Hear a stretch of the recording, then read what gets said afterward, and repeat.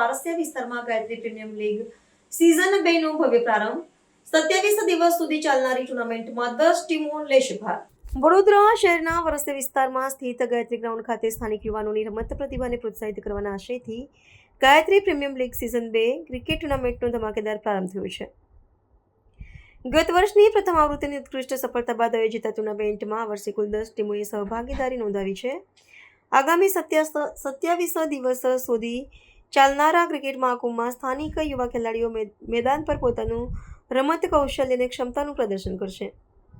આ ટુર્નામેન્ટના આયોજનનો મુખ્ય ઉદ્દેશ્ય શહેરના ઉભરતા ખેલાડીઓને એક સશક્ત પ્લેટફોર્મ પૂરું પાડવાનું છે, જેથી તેઓ પોતાની કારકિર્દી ઘડી શકે અને ભવિષ્યમાં રાજ્ય કે રાષ્ટ્રીય સ્તરે પ્રતિનિધિત્વ કરી શકે.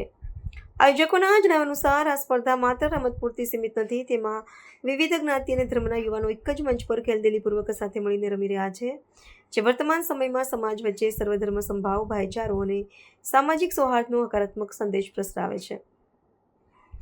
આ સમગ્ર ખેલ આયોજનની રૂપરેખા અને સંચાલન ભરત ભાગચંદાણી તથા દિનેશ તલોકાની દ્વારા કરવામાં આવ્યું છે. ટુર્નામેન્ટના ઉદ્ઘાટન સમારોહમાં સામાજિક અગ્રણી સન્મુખ જ્ઞાનચંદાનીએ વિશેષ ઉપસ્થિત રહીને યુવાનોનો ઉત્સાહ વધાર્યો હતો. ખેલાડીઓને પ્રોત્સાહિત કરવા માટે આકર્ષક પુરસ્કારોની વ્યવસ્થા કરાઈ છે, જેમાં ઓમ્સ ક્રિએશનમાં ઓમ ભારવાની દ્વારા 7 વિશેષ ટ્રોફીઓ એનાયત કરવામાં આવશે, જ્યારે અન્ય પ્રોત્સાહક ઇનામો આહુજા મોબાઈલ, એન્કશ શૂ અને શ્યામ થેલી ભંડાર દ્વારા પ્રાયોજિત કરવામાં આવ્યા છે.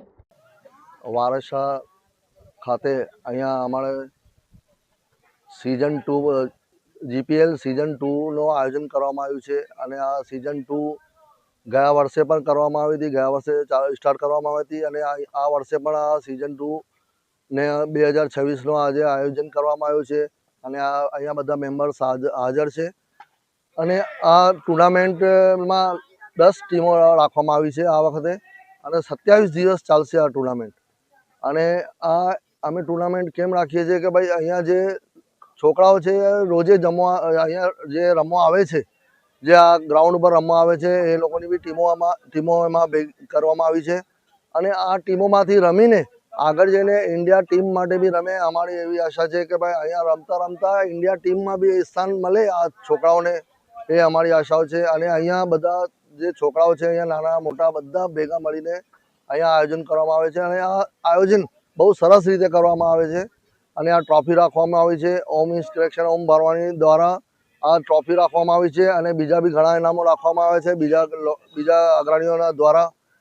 અને આ ટ્રોફીઓ ગયા ટાઈમે બી રાખવામાં આવી હતી અને આ ટ્રોફીઓ આ વખતે જે રાખવામાં આવી છે અલગ અલગ નમૂને અને અલગ અલગ ઇનામો આપવામાં આવશે.